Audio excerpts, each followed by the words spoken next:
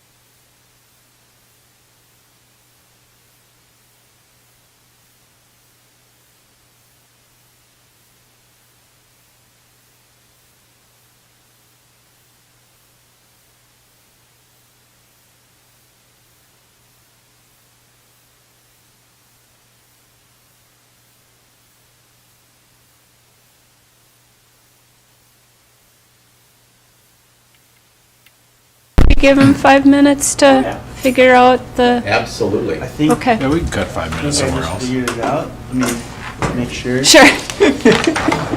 One Not tiny under little any button pressure got there, pressed. All right, it's working. Oh, well, there we go. Perfect.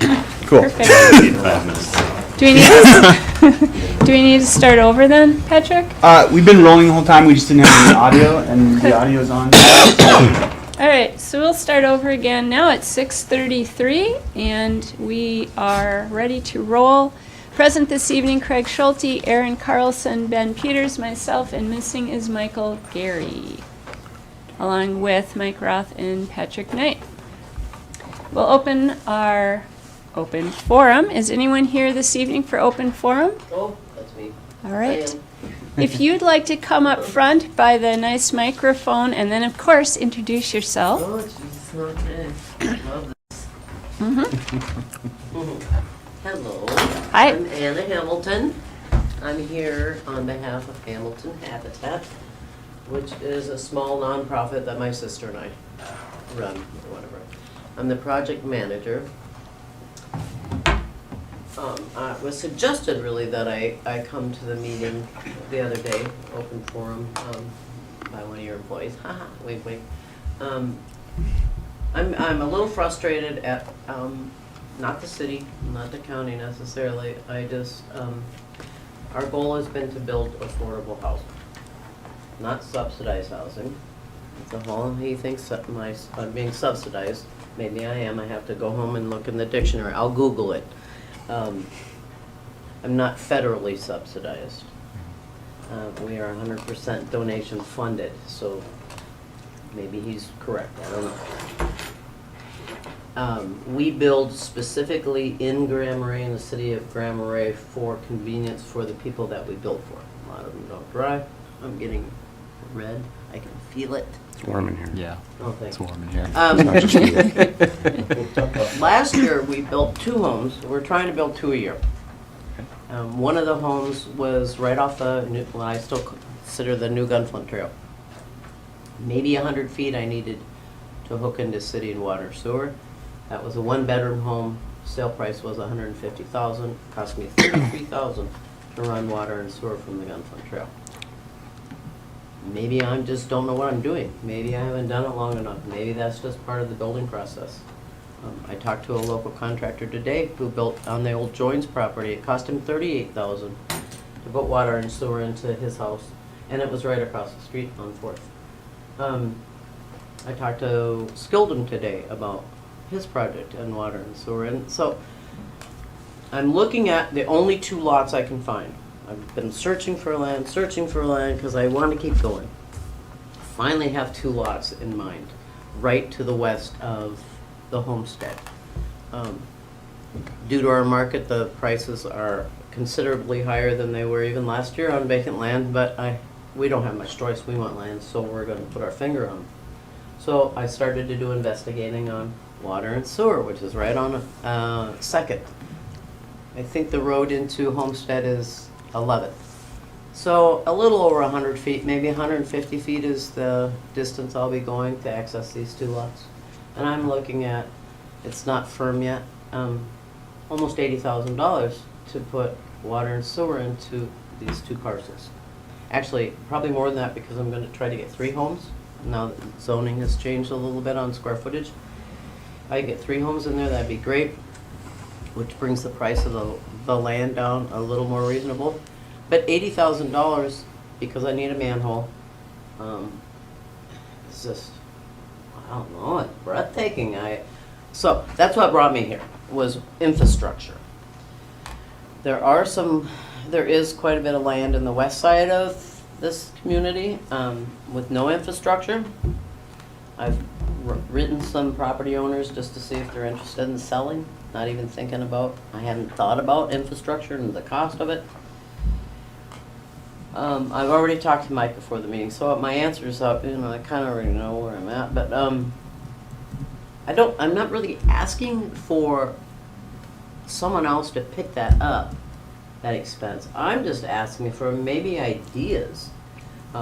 Before I had an issue with the cost of infrastructure, and I still have an issue with this, is regardless of what you say, is that when we get a piece of property, I go get my building permit, which includes my utilities, right away you pay for those, or the privilege to have them. That's $3,000 per property, which I either eat or I put into my home.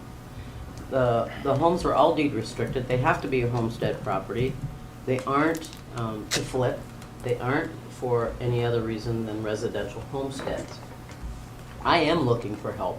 I just don't know where to go for that. I'm not really asking you for anything, maybe an idea. Maybe you can think about it. Maybe you have something creative. I don't know.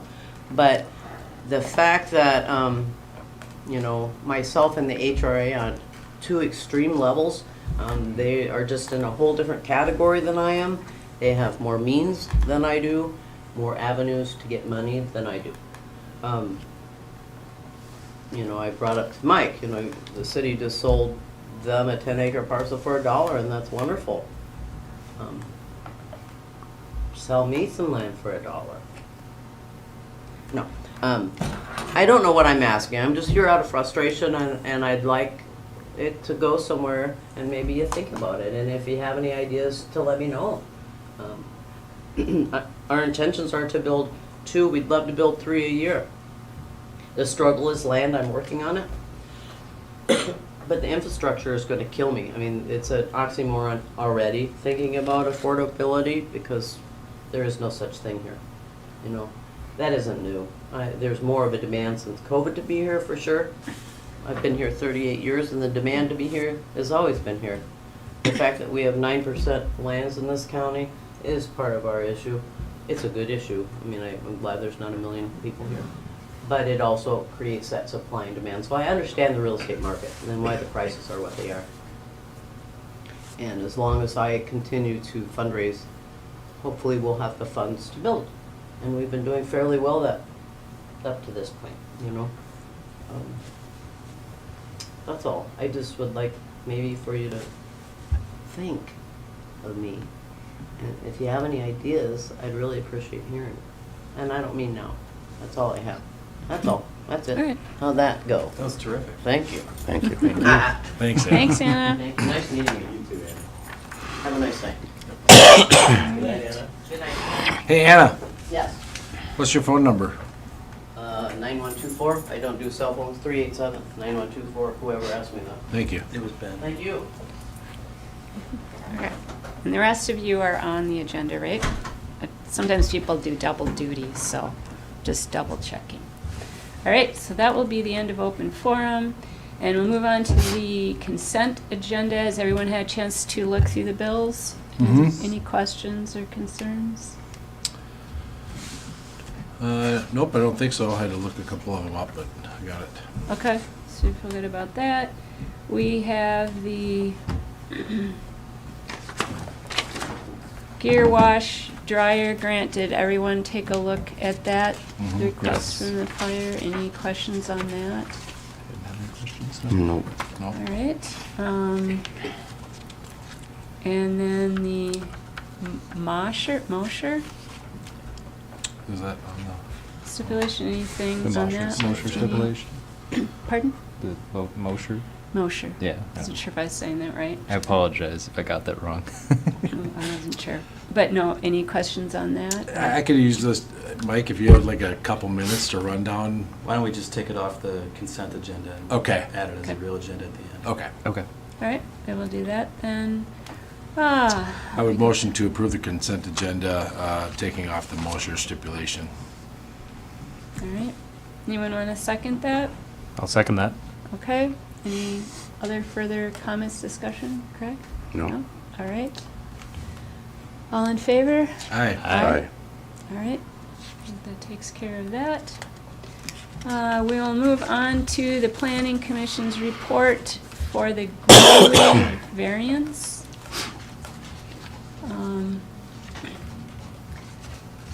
Ben, would you like to Sure. do a quick summary since you are Yeah. planning and zoning? I think I could, but Yeah, so Can we do everybody know where better? this property is, right on the corner of the new Gunflint Trail. Yep.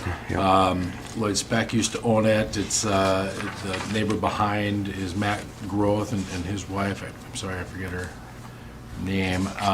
He's got an old garage that's been sitting there. It used to be Clifford Speck's, and it was actually on his property or over. There was an easement there, and so this gentleman's going to be putting up a new building in its stead, taking that one down, and initially wanted to set it, I guess, right on the property line, and then he wanted what he called a maintenance easement, so that presuming that he could get back behind there and fix it up or do some work.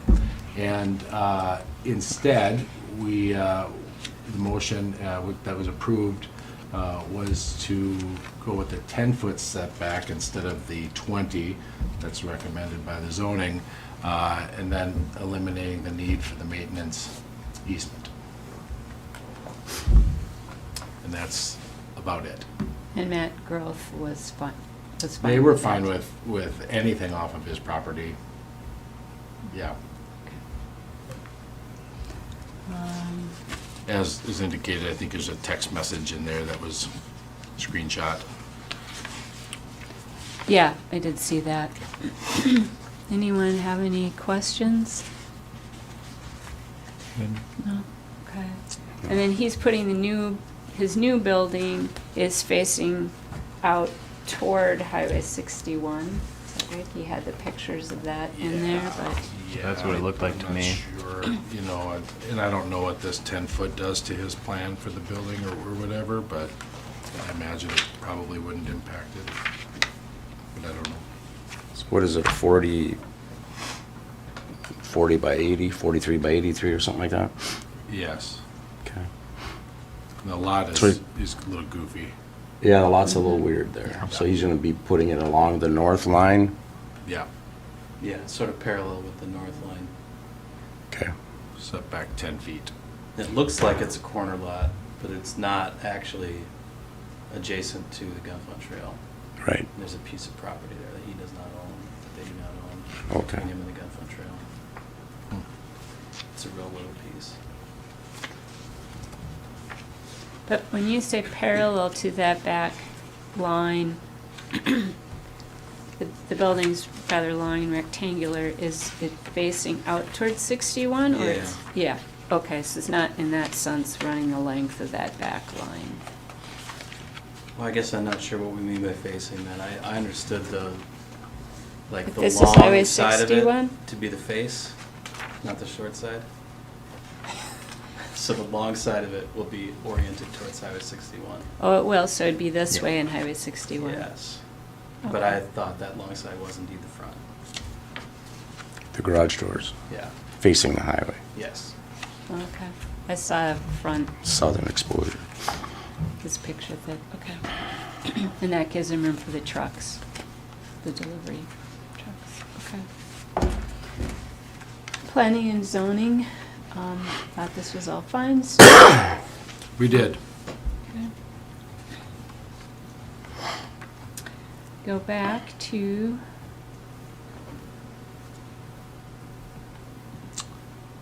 so So he'll be maintaining a 10-foot rather than a 20-foot. Yeah. And the only property owners were present at the planning and zoning meeting. They There were submitted no- an no. electronic Well, they comment. submitted a letter of, Well, he submitted a text message on their behalf oh, okay, between them and he. Yeah. okay.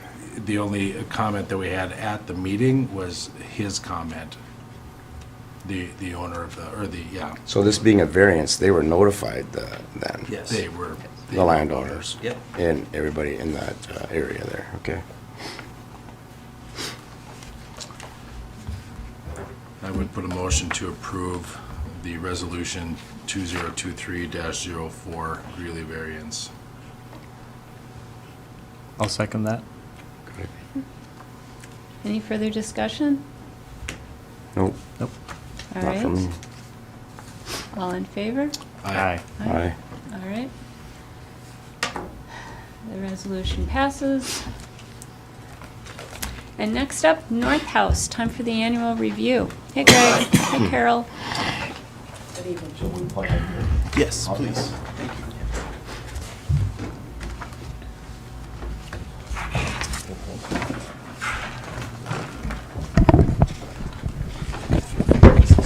Oh, look at that, we got, it's like Cape Canaveral. Okay, I can do this. So do I have to do anything, or are you just gonna see me? Have you plugged in yet? I have. Oh, just a moment. Okay. Look at that. Very nice. Thank you, Patrick. Good. Well, first, I'm Greg Wright. I think I've met everybody, but I just want to acknowledge I'm Director of North House. And I'm Carol Winter, and I don't think I've met all of you. I've met some of you. I'm currently the chair of the board for North House. Great. And so one of the things we get to do every year as part of our lease is we get to come and do a little friendly report. And the idea is we're partners on this adventure. Best to know how things are going, just in case we hit any bumps in the road or questions come up, that kind of thing. And so I shared a little info in a letter. You know, are we in the black? Yes. Have we been in the black for the last 15 years? Yes. Even the past 3 years during the pandemic? Yes. You know, so there's some practical stuff that it's always good to share. But there's also some stories that are fun to share, and I want to do a little bit of that and some numbers too, for you to feel like you have a sense where things are going. So I thought, hey, let's start with a picture. The harbor, just to confirm for everybody. So what? Wow, excuse me. Apparently, I had too much dinner or something. Was that your chair, not The your chair computer? just went. No, the Oh, chair just okay. went boom. We rent or lease from the city of Marais the parcel that includes what is now a blue building and a red building, and the property line pretty much runs along the west, so the pictured face of the blue building, from the highway down to the cobbled beach. Does not go down to the water, that's the rec parks. And similarly runs along the far side of the red building from the highway down to the cobbled beach, not down to the harbor. And again, because that piece along there, the cobbled beach, is managed by the rec park. But as part of our lease, we have an access right and also can display wooden boats and stuff there, because the assumption is this is part of the story of our community, and those things, it's fun to have those things there. And I included a picture on the left, which you maybe all recognize as a similar place, but at a different time. This is the year that the school started. Those buildings, right, built by the CCC in the 1930s as warehouses for the Forest Service, and they were used for that for 6 decades. And you'll notice some other buildings there. You know, there's a little house that's not yellow, it's white. There's 3 little fish houses in a row, 4 actually, if you count the small one, and obviously lots of docks. So when I did want to zoom in a little bit closer on the parcel, you'll notice, again, this is 1997. This is the parcel that we collaborate on. And you'll notice a first glimmer of red. So in those earliest days, the city and North House, part of our partnership, we actually pursued 2 grants, I believe with the IRRB. One, to bring to life what is now the red building, the wooden boat building and woodworking shop. But then a second that insulated what is now the blue building and also brought in sewer lines, I believe, as part of that project. So that was over several days. But the key thing, I think, to note also, all and any improvements we have made on that piece of property, you guys own. So while we certainly pay some lease payments, all the physical improvements that are part of your property, which we're lucky enough to get to use, you own. So your assets have dramatically increased in value over the course of our journey as well. So, and I did have pictures of some of the founders there on the left, because it's always good to remember the people who began the adventure. So what has happened during these 25, now 26 years? And again, I mean, since we're having some historical photos, I just had to, I was like on a run. Picture to the left, again, 1997. A boat building class for local kids. Because should classes like that happen in Grand Marais, Minnesota? I think the answer to that question is yes, right? And I don't know how many of those boats still exist, but if we zoomed in, I bet we could get some names, but we're not going to do that now. But it's pretty fun to think back, and a lot of classes have happened, right, over the years. Typically, we have about 450 when we've 8 classrooms and when we're kind of going year-round now. But lots of different things have happened, you know, and I chose 2. One, because some of those classes are fueled by people who live here, and some are fueled by people who also live on the lake but across the water, and some are fueled by people who live elsewhere and come here because they want to be part of the inspiration that happens in this community. And some people come from literally the other side of the world to be part of this place, this community. And what I loved about this class is that is a personification of all those things.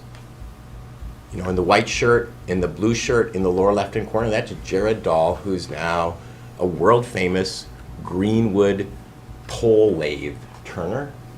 Where did he learn to do the pole lathe? Here. And where is he still involved? Here. That gal in the pinkish purple shirt in back, Paul Sundell-Wolf, Cook County higher ed director, but also a basket maker, and now in a class as a student. Right next door to her in the yellow, gee, I recognize that gal. It's my daughter, local kids, right? But who's that guy kneeling in the middle in the gray t-shirt? You almost can't see him because he's hidden. That's Steen Madsen, probably the most famous willow basket maker in the world. And he came and he spent 3 weeks here. And he taught classes, and he went to pizza feeds, he went fishing. And his question when he got ready to leave is, so when do I get to come back? You know, so I love that picture because it's like people who are right next door, people who've been part of the journey, people who are neighbors, people who bring stories alive in the world. But I also love the picture down to the right. And that guy in the hat to the right, Peter Henriksen, that's one of the founders who was pictured. And that's a timber frame. He teaches timber frames. Why did I take a picture of that timber frame? Well, that timber frame is down by the marina. And the marina folks said, hey, could you put a timber frame up for us and we'll use it for a bit, and then when you need to, you can take it away? And we put it up and they said, I think they said, can we keep that timber frame? And so we're working on that. And I'll note it's one of 4 timber frames in the rec park that North House has played an active role in building. So classes have happened in a lot of different ways over the year and have made lots of connections, lots of impacts. And certainly coursework is at the core of what we do, but celebrating community is also really at the core of what we do. And saying differently, people come to campus for lots of reasons. not just coursework, but coursework is really one of the core areas that we pursue. But here's some really fun pictures. First and foremost, that big picture right in the middle, well, of course, that's solstice night at the Wooden Boat Show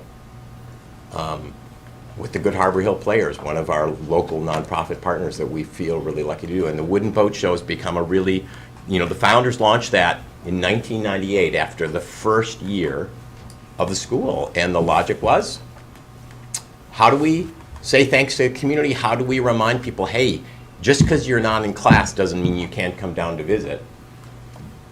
And people do visit, as that picture makes clear. But what's also fun is it's involved lots of other people down or up and to the left. Friday night, what for the past decade's been the norm? The Lions come to campus and raise money by having a barbecue during our special event. Raise money for them, not us. And what happened this year when they ran out of bratwurst? We ran in and stole all the bratwurst we had for our volunteers and gave them the bratwurst, because of course you do. That's what you do for your neighbors, right? And who's that down to the right? Well, the next day at noon, all the local restaurants, I think a dozen, is that something like that? Was it a dozen or 15 or something? All gave 5 gallons of chowder, and we raised over 5,000, I think about $4,000 for empty bowls in 90 minutes. And over to the left, big top tent, that is not the Wooden Boat Show. That's, of course, unplugged. What's that? It's not a concert that people are paying money for. Those are the Okie Dokie Brothers, a Grammy Award pro band that works with kids. 600 parents and kids were on campus. We think about 250 families dancing the bejesus off Saturday morning at 10 o'clock. So celebrating community, celebrating with community is one of the things we do on campus too. But we also build bridges, or said differently, we work with local youth and we hope light a spark of working with hands. And that includes the 3rd, 4th, and 5th graders, which we've done again since year 2, includes after school programs, etc. But one of the neat programs which we started with Trade Tech, which I think now is maybe 15 years old, is we do a timber framing program where local high school kids get to come down and be in the class for free. They build and raise a timber frame, and the sale of that timber frame funds the next year's program for the next group of kids. This timber frame, up by the community center. Where are some other ones? Oh, at the rec park. Oh, they're scattered all over the place. It's really cool. So, bridge building, certainly bridge building here, but in particular, again, building bridges with youth, connecting to youth. That's certainly one of the core things we do. And one of the other things I want to celebrate is we've been really lucky this past year to have a couple really unique partnerships. I think I sent you guys a link to the PBS special called Home that features North House and Hedstrom Lumber, as well as Greg Johnson, one of our Anishinaabe instructors. But we also this past year launched a new collaborative project with the Grand Portage Band and the Grand Portage National Monument, hosting Indigenous-based coursework up in Grand Portage. This is the Tribal Council asked us to do this. So 3 classes last year, half of the class spots for regular, quote-unquote, regular students, the other half for Grand Portage Band members, free of charge, scholarshiped by the monument, because they want skills and interpretation and a community that's on board. And so what an incredible, as far as we know, this is a one-of-a-kind partnership anywhere in the United States. So we've just completed our first year. This is a cedar mat weaving class taught by Greg Johnson from Anishinaabe, from Lac du Flambeau. And I don't know if everybody knows this, but it's really cool that it was there because the Grand Portage Band has the largest collection of cedar mats, either in the United States or the world. I'm not sure which. I mean, so to be able to teach this class with Grand Portage Band at the monument with Greg Johnson and Anishinaabe, teacher. And then to have half the spots filled by band members. I mean, and this is it. So there's lots of things we do, working together with people, with partners in the community, et cetera. And this is just one stellar example of that. So of course, since I was a math teacher, we have to do numbers at one point in this program. So I want to, and this is kind of like Jeopardy. Okay, you're going to try to guess what the numbers are. And of course, I'll tell you what the first numbers are. Those, of course, are calendar years. 2001, which is the year I happened to arrive at the school, but we started in 1997, 05, 07, 12, 19. And I didn't include 2020, 21, or 22 here, not because they don't matter, but because this is the story I'm telling tonight. Here it is, 1 plus 3, 3 plus 1, 4 plus 3, 5 plus 3, 12 plus 4, okay. What is?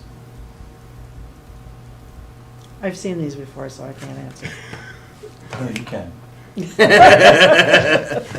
What is?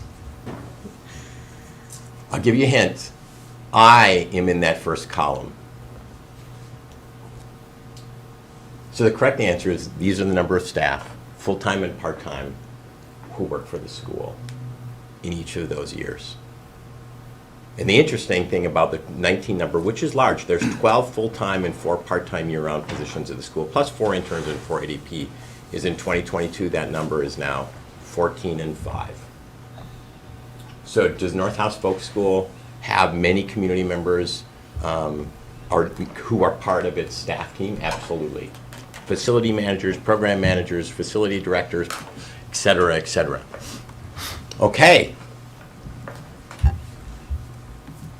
0, 2 times 3, 2 times 8, 3 times 10, 4 times 10. Only a math major could create numbers like this. I'll give you a hint.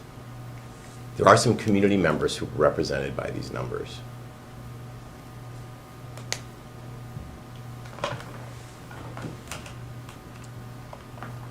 So this is North House's intern and arts and development program participants. We did not have an intern program in 2001, and we launched one in 2002. And so 2005 represents 2 people here for 3 months, because of course in 2005, our season was not nearly what it is today. But that program has grown to be 10 months in length, and now we have 4 interns who stay for 10 months, and 4 what are called artists and development program participants, future instructors for the school who do. Why do I include those in a presentation to the City Council and to the City of Grand Marais? Simple observation. Where did they go? They go after they are here.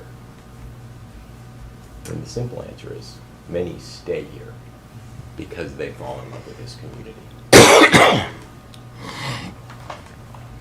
Okay, now this is getting very obtuse. I'll give you the hint. The operative number here is 12. That number should ring a bell with something in your life.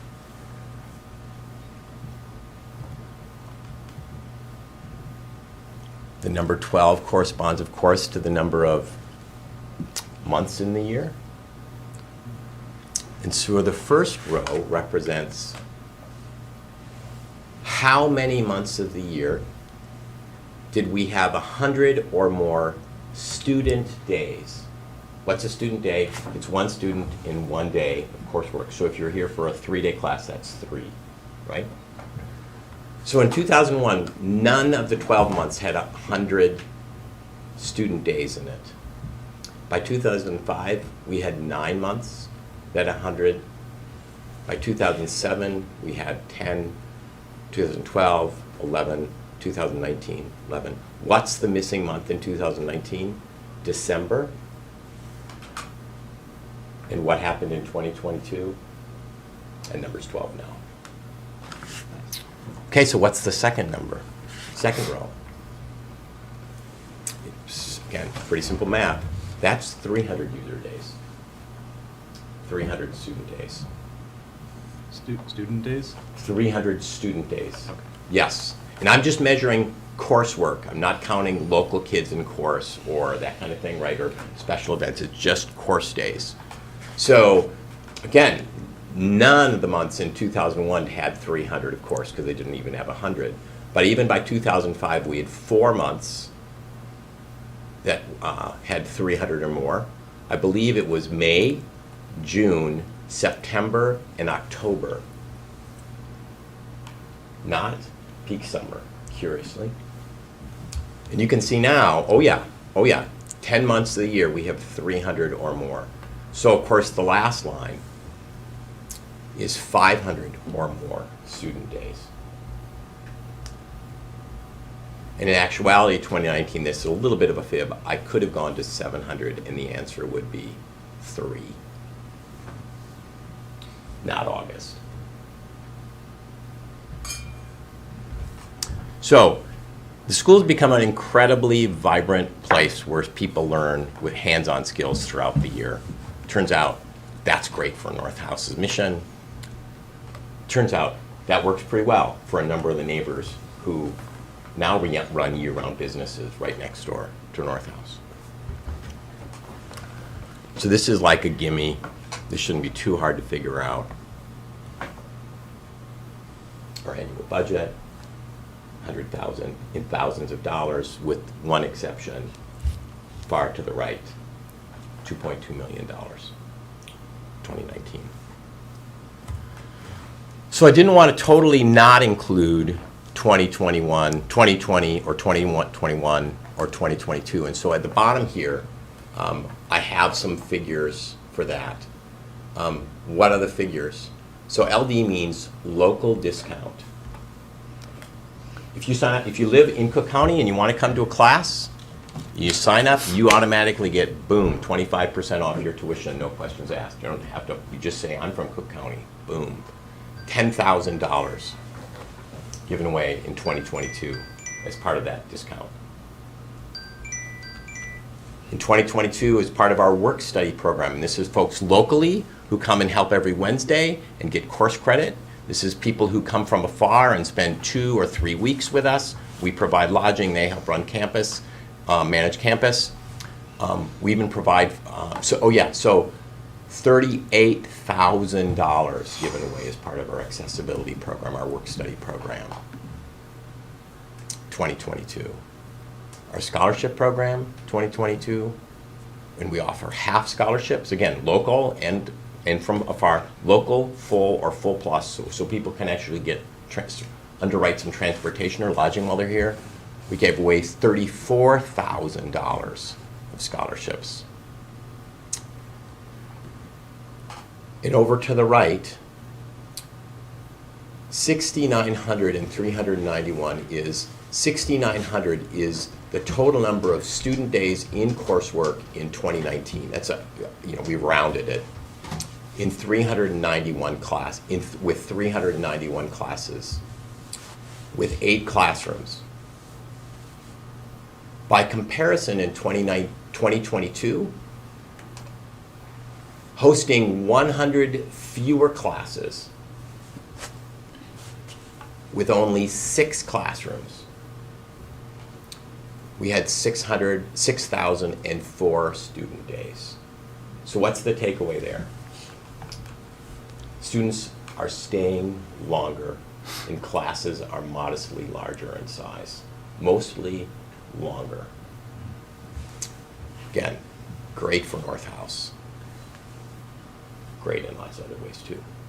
So, by the numbers, just trying to help you understand how we've evolved, how the realities of the school connect to the vibrancy of our community, and also some of the things we do to bring, make sure our programs stay accessible, both to locals and otherwise. And hopefully the stories are helpful too. So our goal, really simple, annual report, come share some updates, make sure you feel like you know what's going on, set up a chance for us to talk. Lots of other great reasons we might talk too, but this is something we get to do every year. And since Carol's gone in the next 2 weeks and I'm gone all of March, now is the right time. So, questions, comments? Well, one is I was just curious about how a lot of other organizations have adapted, in the minute for COVID and changing classes. And now you have the option, I'm assuming with this year, to feel more confident to have things back. Yeah. Not that you weren't last year, but, so how are you guys, are you going to stay with online? Are you going to kind of ratchet it way back? I just wondering what kind of mix you decided on for all of that. Just at a high level, not. Yeah, it's an ongoing discussion because the online classes turned out to be way more popular than we thought they would be. Of course, at the time, people couldn't go and do other things. So there will be online coursework. What percentage of what we do is online, I think is still up for discussion. We certainly won't be forced to just do that again, but it's probably going to be seasonal. At times when it's harder for people to travel and get here. And can I add one Yeah, thing? yeah. I mean, one other thing is, so coursework is one thing, but what about digital outreach? That's a different thing. And so like, this year we are lucky enough to bring Sätergläntan, which is our sister school in Sweden, who is celebrating their 100th anniversary. We're bringing them to Grand Marais and the American Swedish Institute, this partnership with these peer institutions, right? And so how do you herald their arrival? Well, you have them do online talks. And so there's going to be 3 online talks in the next 3 months featuring the artisans coming. One guy, a blacksmith, is going to be making blacksmith cowbells. I mean, I want to meet this guy, So what's digital outreach? How does the story in North House kind of inspire people, even if they can't come to this community? That's one of the questions we should be able to answer. So the simple answer is digital coursework. We're not trying to become the world's largest digital folk school, but we see it as one of the ways we can connect to people who can't come here. Yeah, I just wondered how you're mixed, because, well, like when I do things with the Swedish Institute, they are keeping a pretty good presence with online still. And I just wondered which direction you guys were heading. In general, just kind of curious to kind of see. And a lot of times when I take classes, I end up with people who are in a rush to get home because it is such a distance. The class day gets shortened, and maybe if they can be there online and not feel that drive need, it might be easier to actually see a day through to the end, too, as well. And another, totally unrelated to that question, I know you mentioned once really briefly, Greg, that you were, and probably others, in your physical location down there working hard with some of the issues around Highway 61. We know that whole thing didn't work out totally very well for everybody, all the businesses and whatever. Just wondered if you had any updates on anything that way that you've been working on to kind of help that whole space for parking and walking and people and just whatever issues you or the other businesses are having. Well, I know we're collaborating with the city and MnDOT, and it'll happen on defining a delivery site for all the food and beverage trucks, so that right next to the driveway, so that people can, and it'll also become an unloading zone for the restaurants, but not, because that'll be, in terms of public safety, not having trucks in the middle of the road unloading and be good.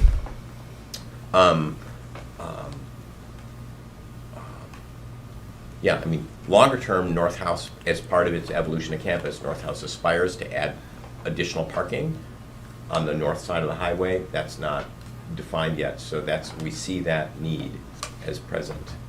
It's a present tense piece. But we're also really happy with the county's decision to keep Lower Fifth Avenue clear of cars in the winter, because clearly, getting cars pushed around by snowplows, that'd be a bad thing for everybody. Yeah. So. Okay, yeah, it was that first part. I was just kind of curious to see what kind of headway you guys were making for the immediate, like you said, the unloading zone and.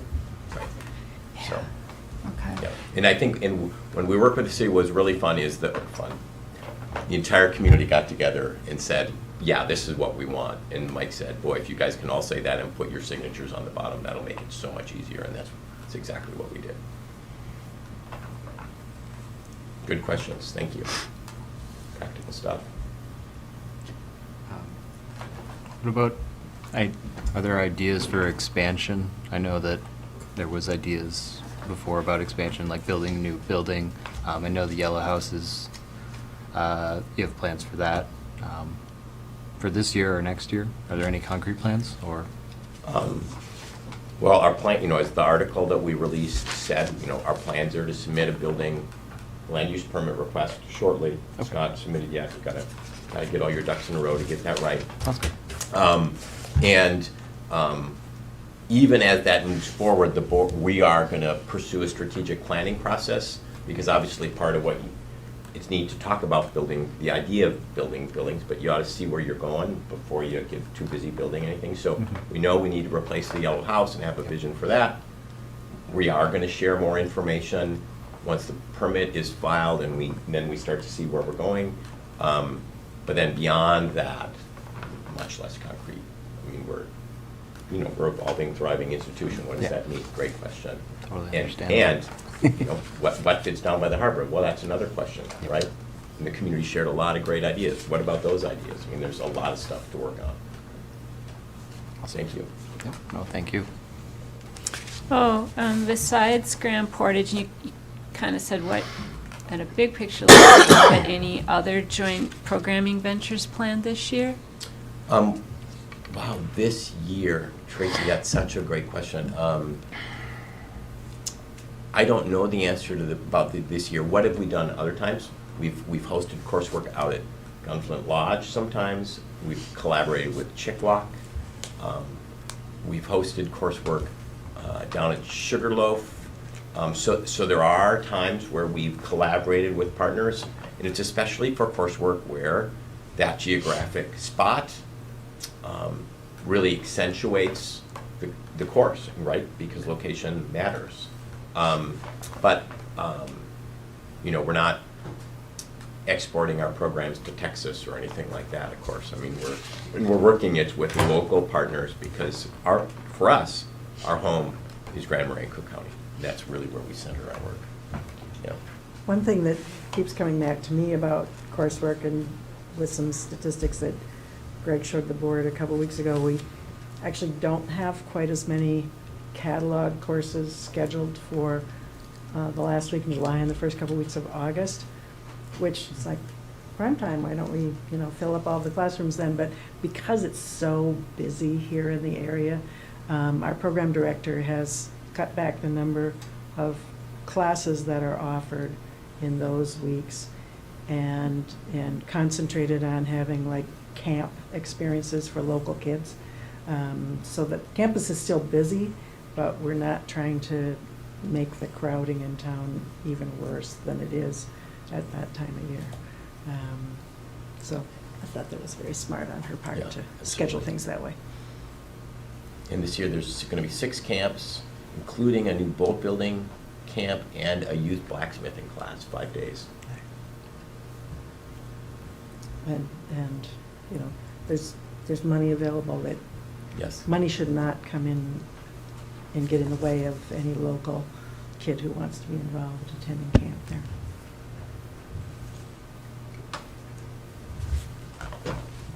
Ben, did you have anything?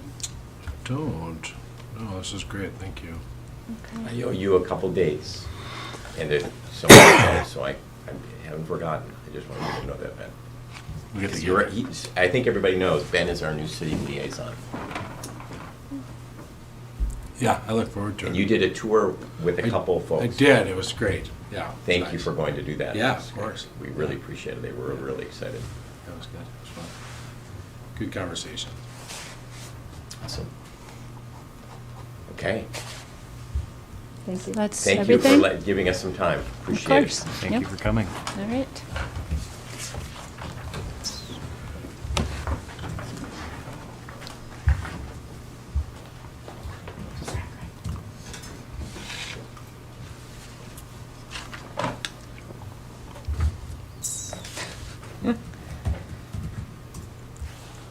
That was just enough time to put my cute computer to sleep for a second. It's Robbie's turn. Yeah, figured. Thanks, Robbie. Appreciate it. Good evening, everybody. Hello. So there's Rob, a... can you quick introduce yourself? Oh, sure. Hi. Sorry. That's okay. I don't come to too many of these, but my name's Robbie Hass. I'm the county engineer here in Cook County. This is in front of us is, what's on here is kind of this is the formalized handshake agreement of, we know Fifth Avenue West is happening, the city has been involved in the planning, and so this was just kind of a document that the state required that we submit to them. So we've obviously all been involved in this planning process for quite some time, but this is just the formalized version of it, I guess. Does anybody have any questions about this project?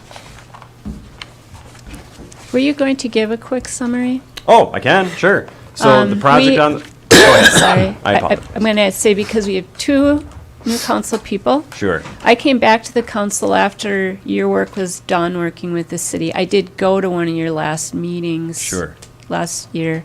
And then, of course, for the rest of our viewing audience. Sure. I still hear people who don't know that much. Okay. Well, it's coming. I mean, not, I've spent a lot of time. Sure. But just a high level and some time frames. Yeah, absolutely. Okay, So high thanks. level, so we're reconstructing Fifth Avenue West. That's our county state aid highway number 15. So from the intersection of Trunk Highway 61 all the way up through County Road 7 there, 5th Street, a little beyond it, just so we can do a little bit of intersection work there. We remember when that temporary signal was up at the 5th and 5th intersection, and when you could actually go through that intersection, you would catch air. And so we're going to fix that.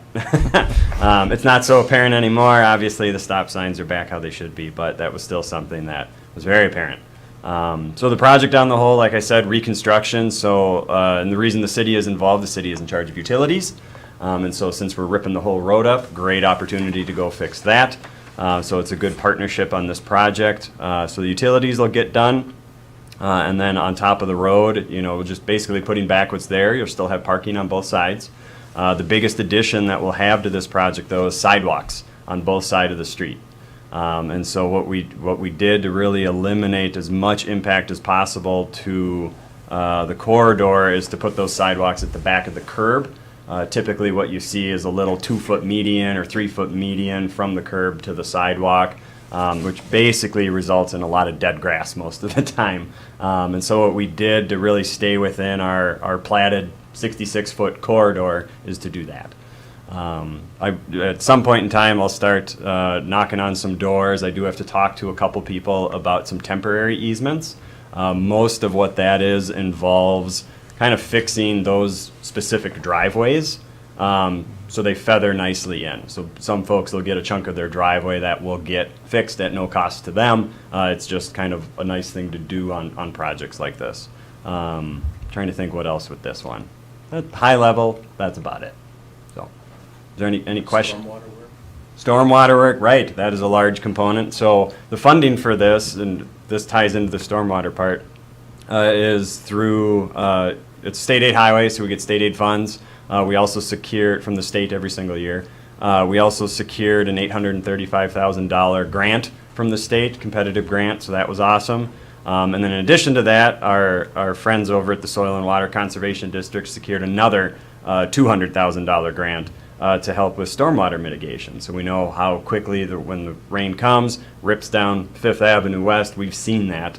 And so what we're proposing on this project is a couple of vaults, basically, at a few locations. That'll help slow down the water, hold it, and let sediment come out of it, and then put it back into the system. That's one piece of the stormwater treatment. Another massive piece is a retention area that's over in the courthouse lawn that is really going to help treat a lot of the stormwater. The first, I think it's 1.1 inches of rainfall or something like that. So, big project. Timeline, we're really, it's out for bid right now. And so I think we're opening those bids. We'll know the cost of the project. I believe, where is it here? February 28th at 2 p.m. is when we open those up to see how many bidders and what the final price is. We have estimates, obviously, of what we're looking at, but the final price is what obviously people bid. Trying to think. Oh, timelines. So this is just going to be a big project. It's huge. And so the plan is to really let them work as long as possible. We had initially thought waiting until maybe after Memorial Weekend to at least get through one good busy holiday weekend. But even waiting that additional 2 weeks, maybe mid-May typically is when we can start doing work up here reasonably. Road restrictions play a factor in that, but since we're in town, that won't be as big of an issue here. That we really just want them to start as early as possible. So basically, once road bans are off, we'll start, so about mid-May. And then I would honestly expect all summer and into fall. But the goal is to get it done in a year. Or, I'm sorry, one season. Season? Yeah. Okay. Any significant impacts to Highway 61 at all? No, so we won't be constructing on 61. So 61, you'll still be able to go up and down, but we won't be in that area. And then, so when we get up by the corner of the hospital and the clinic, will there be, I'm trying to think now, on the hospital side, will there be any continuation of sidewalks or anything up to their parking? Not at the No, moment, no. Okay. So it'll still be basically at that intersection to then head west and come up and around by the by the care center and the Correct. main. Okay. Then there was the meetings I've attended. It seems like I've listened to this twice, and I don't remember what the second one was. But what's the long-term plan for maintaining sidewalks on both sides of the street, mostly with consideration for winter? Sure. So we've actually been coordinating with the city or with you all and took a look at your fancy dancy sidewalk machine. And so we've been doing our own research into that and actually going to our board next Tuesday. We found a used one that we really liked. And I think we're going to be looking at purchasing that because it's not just this project with sidewalk maintenance. Looking ahead, and something we'll actually touch on once we're done talking about this, is another proposed trail that we're working on along the Gunflint, kind of a continuation of the one that we just did in front of GES there. So this will go up and around the sheriff's office, my office, behind the school, and down Fifth Avenue there. So the intent with both of those, since they're both on county roads, is that we would maintain them in the winter. Okay.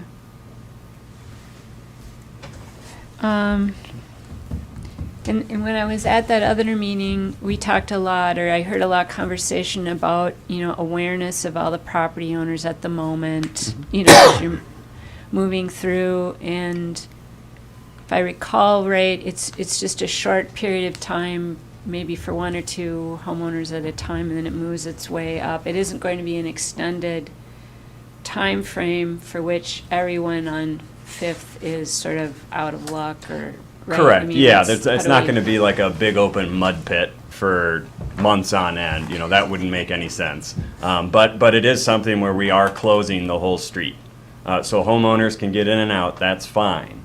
And there will be times when things will be interrupted. I'm not sugarcoating that at all. It will be a mess. But we, just trying to, brace for it basically at this point. But no, the whole street's not just going to be ripped up at once. It'll be in segments. Like we said, we really that's why we wanted to close the street. The whole thing is to really give the contractor as much time as possible. So if they can do stuff that doesn't involve opening up the road, they can do it and not have to worry about, traffic or anything like that. They just have kind of, here's the project site, off you go. So is that like envisioned in a block span at a time, or do you use a different kind of you know what I mean? I honestly don't know. It kind of Okay. depends how they start, where they start. Utility stuff's going to come first. I think that, we've discussed with our consultant is kind of that's the thing that needs to be done first, because once that's done, then we can start filling over that and doing the rest of it. And so it's really there. I think we're going to focus on that 5th and 5th intersection, just because that unto itself is a busy intersection, and with the hospital there and everything, that we're going to put some dates in the special provisions, and I think we did already, that say this has to be done by a certain date.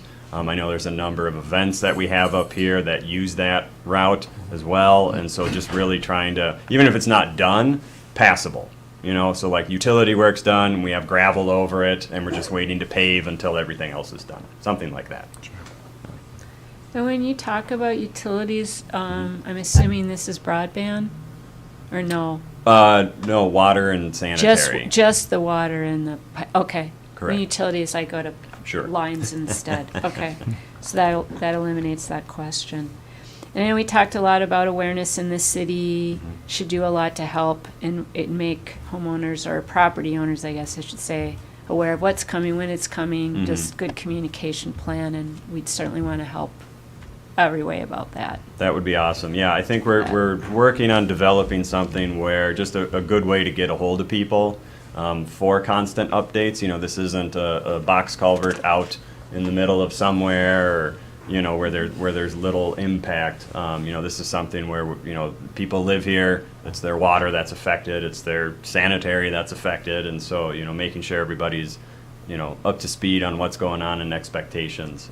Yeah, is going to be a unique challenge. But we're going to try and develop either, whether it's an interactive tool like a website where people can leave comments, or we can provide updates on too. We're kind of working through that right now. We haven't done a project like this, I know, since I've been here, and prior to that, maybe when they redid the truck route, and so early, Maybe 2009, County Road 7, close to it. yeah, somewhere. So it's been a long time, needless to say. Yeah. Yeah, and it's just street that's, then I assume the ambulance or hospital has a alternate route Yes. already designed out. And, oh, that was another question I was asked. Does this change the width at all of the road? Nope. I've I had already asked that people one. ask. Yeah. What? I already asked that one. Sorry, I No. slept through you. No, it's gonna asking stay the that. same, because I was concerned about the fact that they're putting in sidewalks on both sides. Was that gonna narrow the existing roadbed? And it is not. Correct. Okay. Well, contact information we're working on, right, Mike? For all our utility customers? Yeah. So is this a group we prioritize, or we already have? We have, and I think we've actually had person-to-person contact with most of these folks too. So we do At the have that neighborhood info already? meetings. It's been great to have neighborhood meetings. Yeah. The neighborhoods all showed up. Cool. And That'd be the coordination's gonna need to be at that level with these folks, because we're talking about temporary water service for folks. Right. Mm-hmm. Which And- is an extra level of complicated. Yeah, and we'll have, you know, the plan, what we've pivoted to for us in the summer for project delivery. You know, Jacob, our engineering technician, Jacob Baker, was there last time, so people could meet him. He'll be representing the county on site, but we're also hiring another inspector for it as well. That'll be there all the time. Jacob has a couple of projects he'll be responsible for next summer, but he'll be close. So, but somebody will be there on site all times. And so, yeah, we can talk, obviously, you know, with as far as, and I think it's important to communication, you know, we've talked about that, and kind of chain of command with it, of, you know, you want the contractor and the plans and what we're telling them, everything to mesh together, so you're not having a bunch of different opinions on what this thing should be. And so I think, you know, as far as that's concerned, typically what we've done in the past is the contractor and our inspector. And then, you know, if we hire another inspector, that's kind of how that works. And if there's questions, most of the questions can get filtered through our inspectors. And then if I need to be involved, I become involved. So it's pretty straightforward. If there's questions that come up too from the city side of things, council, mayor, if you have questions, just let me know. Please don't walk up on site. A lot of times it just creates a little confusion. So just let me know, and we're happy to answer anything. And Jacob will be there too if you have questions. You know, you can go talk to him. I just feel, as always, you know, we can have a meeting like this, and you had your other open meetings and whatever, but there's still going to be people who go, huh? Oh yeah. And so I wanted our city to do the best we can, even though it's a county project. That's also always confusing for people. Sure. You know, but you're in the city, and they may go here first, whatever. Mhm. We just want to make sure whatever we can do to help make sure communications are out there and questions are asked quickly and efficiently, whatever. Just Nope, that's totally fair. And honestly, even if there's a question you can't answer, I am happy to take emails, phone calls, whatever it is. Feel free to hand out my information. That's what we're here for. It's our project. So, you know, we're fully prepared to answer any questions or concerns that people have. Great. Anyone else have any questions tonight? Because this is it. If you don't ask now, you can't ask This is again. it. That's the It'll end never of be it. known. I said all of I that. already asked them. Well, after we're done, you can come back and say, you never told me we get to do that, don't we? That's true.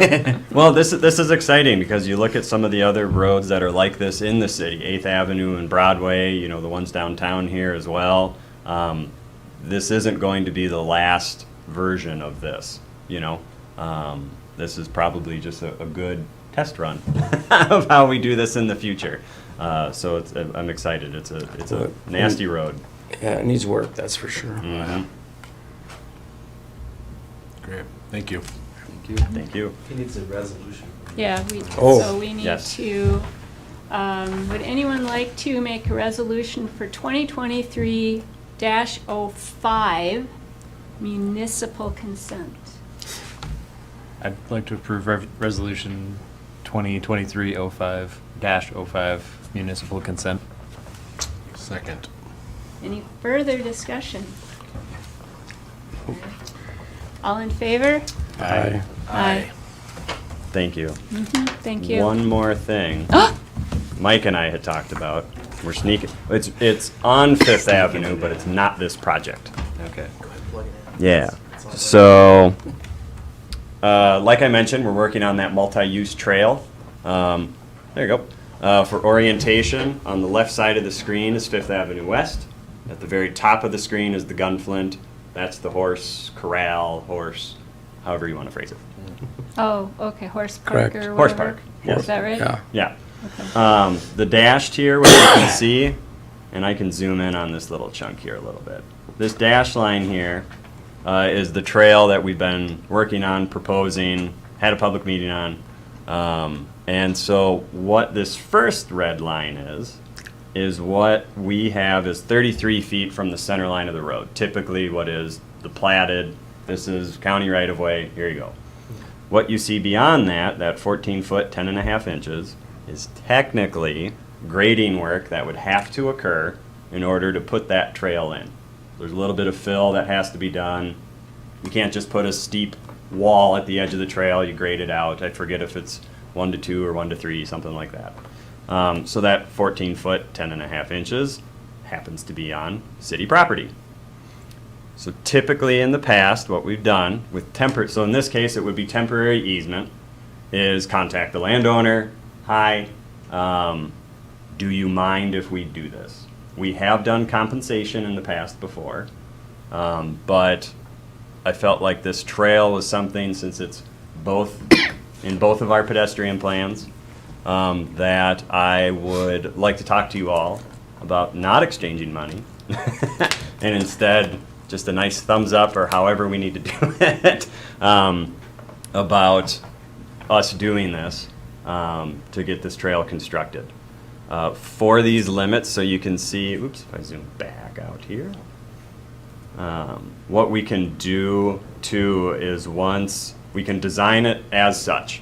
So what you would see is the maximum extent of impact. Once we have a better survey done out in the field that isn't this blurry Google Earth image, and if there's areas that we can minimize that impact, we will. Raise your hand if you even knew we owned this piece of property. It's a goofy, well, and what's interesting about it is when you look, you know, you can fire up the plat map and look, and it's not a weird circumstance. None of our roads are platted.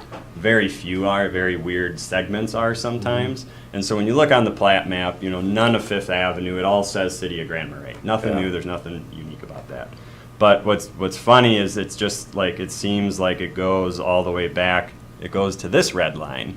Yeah. And then it's county beyond that, I think. Yeah. It might be a Oh, so section. that's I think the it's a orange. section line. Oh, maybe that's what it is. Yeah. And so where this conversation comes in is, as the plat or as the survey is showing, all of this is city property. It's a county road though, so we have a set 66-foot corridor through there, so that from the center line of the road over 33 feet gets us to this line, which means then all this kind of stuff here is the grading limits to do the project. Is there There's any a lot of concerns numbers, about so. any of that? Like, No. they're gonna do grading on this property, they're gonna restore when they're done? Yeah. Yep. There'll be some trees that do get cleared. If there's some that are close, we can obviously go around them. That's not a big deal. But, you know, if like a tree is sitting, say, right next to where we want to put the sidewalk, that one would have to go. Is this is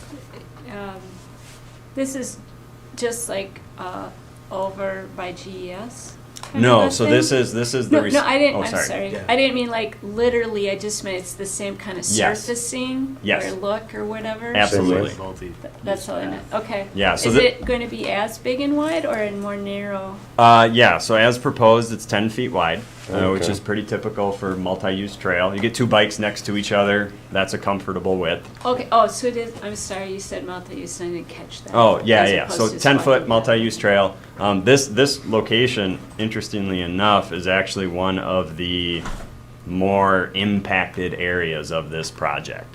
The rest of it, most of the project looks like it does at the top of the screen here, where, you know, you can think of the Gunflint in that stretch, you know, in front of the Creechville neighborhood there and the EDA. That's pretty cleared out. So the impact of this project on the whole is very small, which is really nice.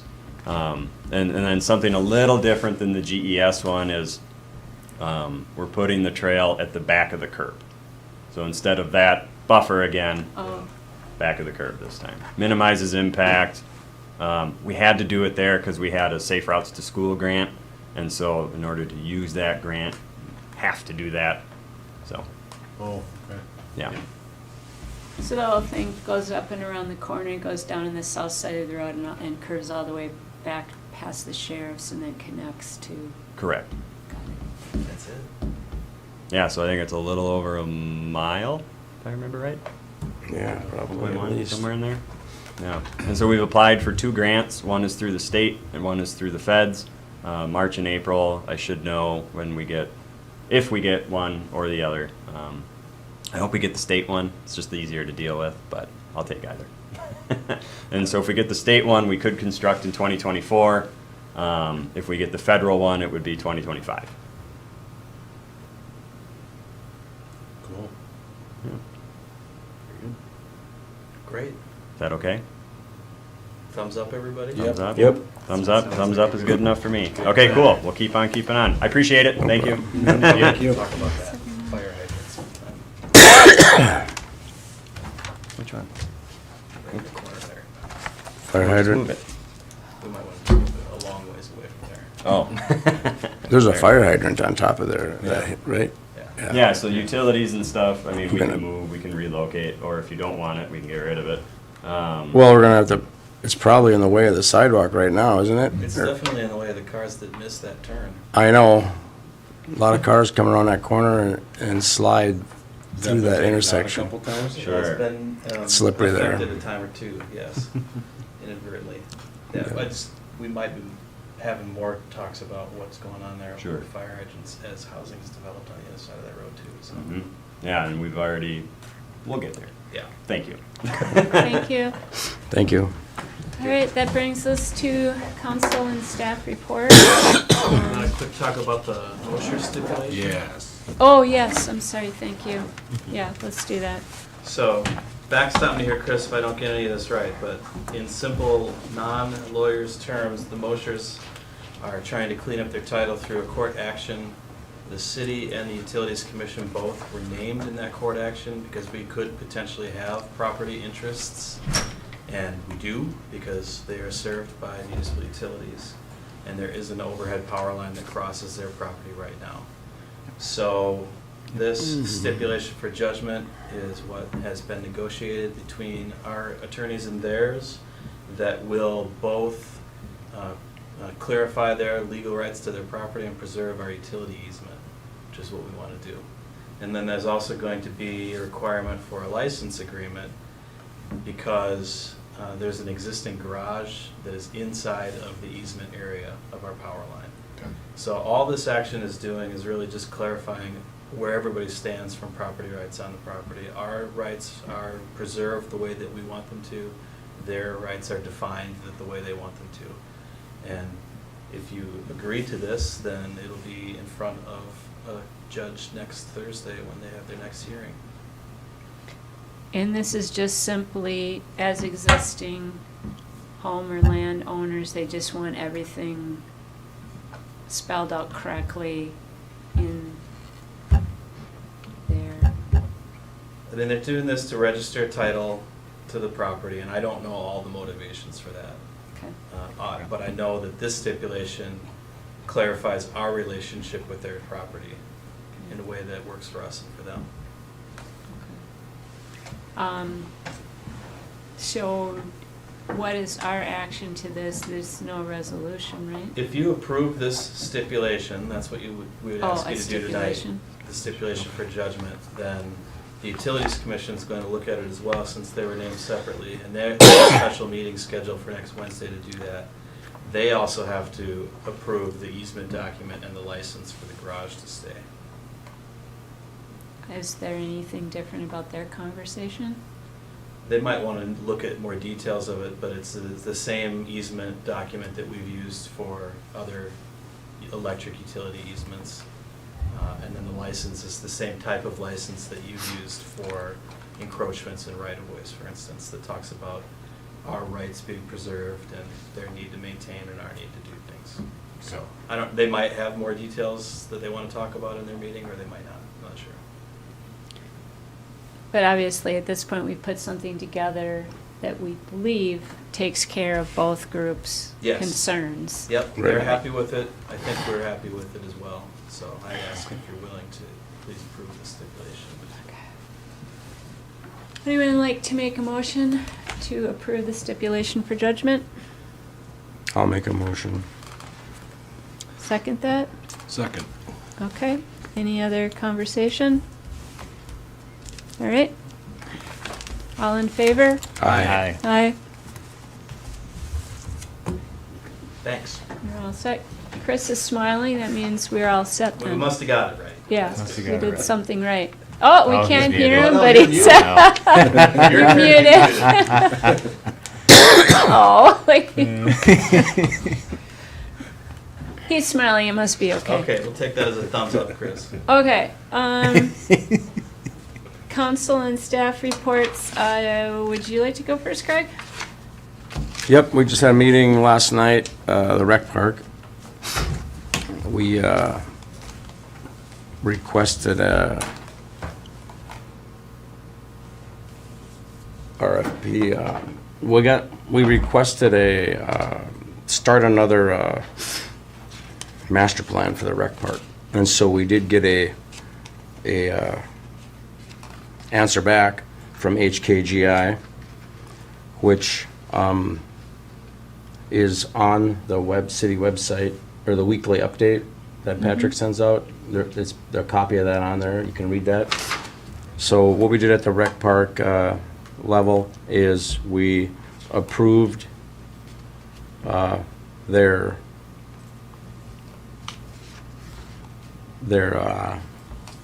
project.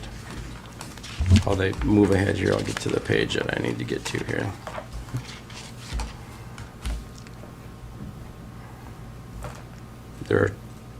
They describe their task descriptions and how they go through everything and what it costs at each level. And I guess what we did is we approved the whole thing at the $66,700 amount, keeping out the fact that there's some optional items in here that we may or may not need.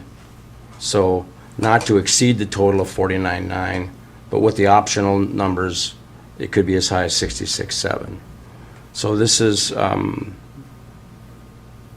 something that we're going to be, I don't know when we're going to, We'll City- put a service contract together and put it in front of the city council. the city council will see this next at our next meeting.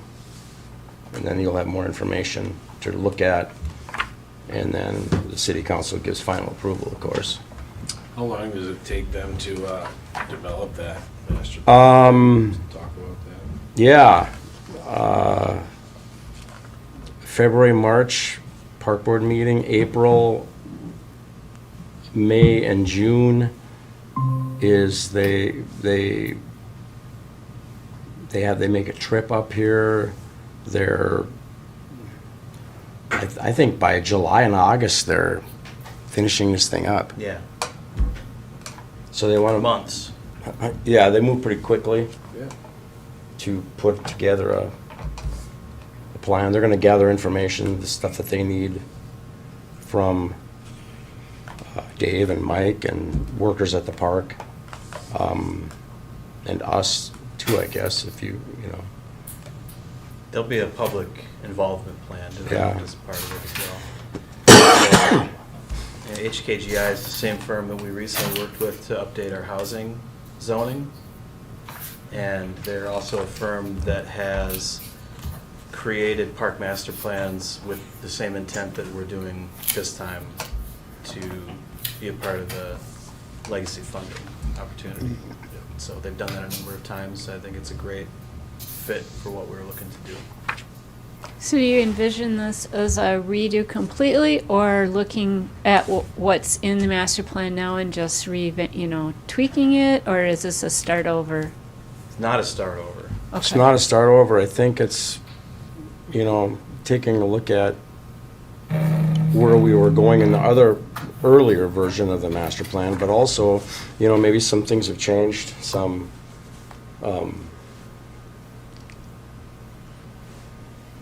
emphasis on certain, now that, of course, that we have the new boat launch down in the park. That's something that they sure can look at, and how does that change the scope of the harbor as it goes into the marina, that type of thing. I'm sure that'll be a topic that they want to look into to see what's the future there, or how we should manage that going ahead. The previous master plan didn't go into the water at all, and that was an intentional decision at the time. The reason why we're able to get regionally significant designation from the state is because of our marina, and because of our public access to Lake Superior, which is a pretty regionally significant thing. So now we'll be adding that content to the master plan. So that's all new, and that we didn't have those conversations in 2009 when the last one was created. This will open up some doors to some of that legacy. It'll Well, make that's us, it will be eligible anyway. To Yeah, get getting a new full master plan. Final Yeah. regional significant designation, and then we'll be eligible for some new funding opportunities, Yeah. yeah. That's only part of our motivation here. It's an important part of our motivation, and it's designing how we want the product to look when it's done. But really, the primary motivation is that it's been a long time since we did our master plan, and we know things have changed, and it's time for a refresh. So we want a document that reflects what the community's needs and wishes are, and that qualifies us for the regional significance and potential additional funding. Makes sense. Maybe an opportunity to re-look at the baseball fields and get engaged in conversation to see if we can get that taken care of. Absolutely. I think that'll be on the table, all it was before, Mm-hmm. you know. I've had conversations recently where people have expressed interest of moving that. Other Right. partners in this, being That'll interested. encompass other partners, like you said, right? What else we talk about? Reservations, when do they open up reservations? January 1st? We have Yeah. a 6-month lead time, Yeah. so every month now is a new open Yeah, but, I mean, they reservation. opened up August reservations on January, On February. Yeah, February 1st. 1st or 2nd? Anyway, I think the first day they did 400 August reservations. So people are booking for August They can. now. Got to book now Yep. if you want to come up here in August. So, I mean, the park, it's a very busy, active place in the summertime for us, for this city. So I think it's a good thing to have this master plan updated. I know it sounds like a lot of money, and it is a lot of money, but it gets us in a position where we're organized, more organized to do things we want to do, you know, or things we can do, or have access to monies to do things that we might need to do, you know. So I think it's a good thing. Yeah. No, I only get concerned when we do this in busy season, if we do want input from the community, because it is a busy time of year to gather people's attention. Not that they aren't interested, but they're Yeah. typically so busy. Well, it'll But Try surely, to cross do our over the best. seasons. There's winners and losers, and every time of year we pick, there's. Well, you know, summer is it's a, too busy for a lot of locals in the summertime, but there's people that aren't here unless it's the summertime too. right. And they're, you know, April is a great time for us to get input, except nobody's, you know, we're all gone too sometimes. So we're gonna try to strategize a way to get all the different interest groups that we know want to participate in an opportunity to do that. Yeah. that should And the be- visitors will be there when we're working on this, so they'll have the ability to have some input, at least be in the discussion. It's kind of nice. If they're doing a site visit, it's helpful when it's busy down there, right? So Mhm. they can see how it flows and so, right? Right. Especially now, this will be the first season, so to speak, where the boat launch will be dedicated to just that side of the harbor. Right. The first full season. Yeah. We were sharing it a little bit, most of it last year, actually. So it'll be in full swing use this summer at that specific spot. That's all I have. Well, right. Aaron, I met with Active Living Steering Committee. It was very much a meeting, just kind of getting kind of us new members, or you know, new people on the meetings, just kind of updated on what the plans are. So, and then some of the other things that have been happening. So we, Active Living Committee, partnered with Bike MN.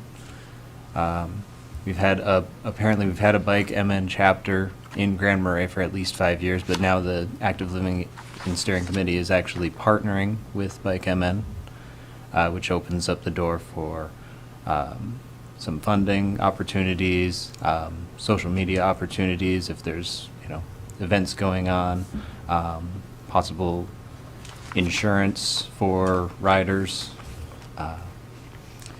Then we were talking about some of the projects that they had, like with, oh,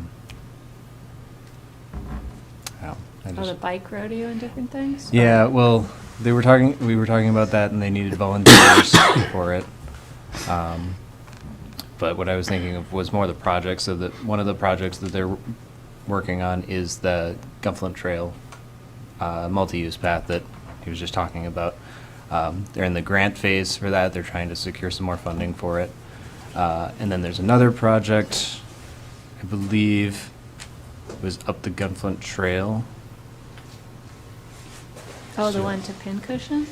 No. Talking about the mid-trail section. Yes. Oh, way up. Yes. Yeah, Right, okay. you know, Yep. the slow section in the middle of the trail where there's quite a few traffic light concerns. Yep. And then plans to add a widened shoulder to one part of the roadway. So those are kind of the two big projects. They also were talking about more funding for the Gitchigami throughout Cook County, more projects more on the west end of Cook County. There's one other thing. I had a piece of paper, but I left it at the house, so. That's okay. We have the meeting notes too, Yep. so. Perfect. All right, anything Those are else? those are the big things that I remember. So, yeah. Just planning and zoning, we already talked about that. No other meetings. Got to hang out with Dave Tuesday at the rec park, and he gave us a rundown on operations and what goes into it and some of the history behind it. You know, it was fascinating. He knows he's very passionate about the park, and it's in good hands. So, Terry. yeah, other than that, nothing else to report. So the onboarding is pretty cool. Yeah. The Yeah. little visits. Mm, They really yeah. appreciate going off and going to meet everybody and seeing what all they do. Mhm. Yeah, More to come. Yes. yeah, definitely. I'm excited. Nice. It's Okay. good. Cool. I think I have this all timed out. I look back at my calendar.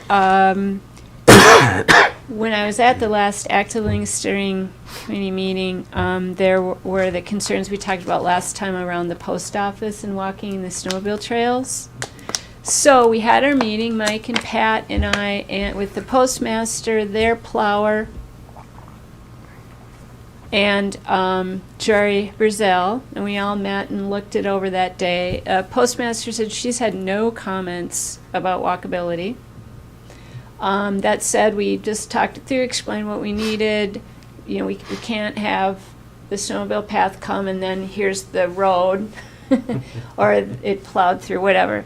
So once they brainstormed how they could accomplish that, and I think we should be okay. I mean, obviously it's weather. We don't know what'll happen, and we have to remember they don't take care of their trails simultaneously. But he's going to make every effort to not plow up where the snowmobile path comes through. They'll try to make a more gradual down. So if you're walking, you're not dropping off. You know, so we shouldn't see either this or that, you know, either direction. And he might plow some of that snow so they can build up and keep a better path, use some of that snow he's plowing so that the path is maintained. And there was also some conversation about if you were exiting the main post office door to the left on the up and down street, you know, there's just that little stretch of sidewalk, and people have asked, could that not be cleared? Because now you're making a loop and coming around. And of course, we've got that huge cement snow right now in there that's blocking everything. So little confusion, but a reminder that there's two shovel. That said, the city has sort of blocked it right now in plowing, so we'll need to try to get that opened up again for them. But they'll have to take it from there for that little strip. And so there we're at, and then we'll kind of look at it again next year and just see how we're doing. But HRA and EDA, are you all aware that they are considered combining? Is this new news? Yeah, I read something about it. Yep. So I haven't yet to go to an EDA meeting yet, but I was very immediately invited to a meeting to learn about the possible combining of these two organizations. And when we got to the meeting, it was discovered that proper noticing had not been done. So this very filled room cleared out, and we are rescheduled for next Thursday, the 16th, to go over this. And Dave Mills is the county representative to the EDA, my mirror partner. We are going to meet next week with James Yorkie, the four of us, so we are really clear, because this is all done by state statute. So we're going to meet and make sure we totally understand what this means and what it would involve to, you know, should whatever direction, and just make sure we're asking the right questions and the whole deal. So we're getting prepped for that. The HRA asked Jason Hale to put together what it would look like if these were combined again. And of course, the thought in mind is that he would be most likely the person they would ask to run a combined group. Not that he has yet, but so that has been his ask, and that will be presented at this meeting, so there's consideration and conversation. There will be no voting, no decision-making at this meeting. So working on the Coast Guard, got myself a first line of contact, and I sent you a note about reversion clauses, and they're getting us the paperwork. Maybe you have it as well. I'm digging it up. So we got that, and that's all I have. Oh, When I talked to the sheriff, I kind of talked over with him some of the things that I found about leash laws, just to see how would this work for him in enforcing and the whole deal. So I'm getting that all summarized, and we'll talk about it and decide. And I think we have maybe a little bit of change for sure we need to take a look at. And that's it. Did you have things, Mike? I'll just show you one quick thing you've all seen before.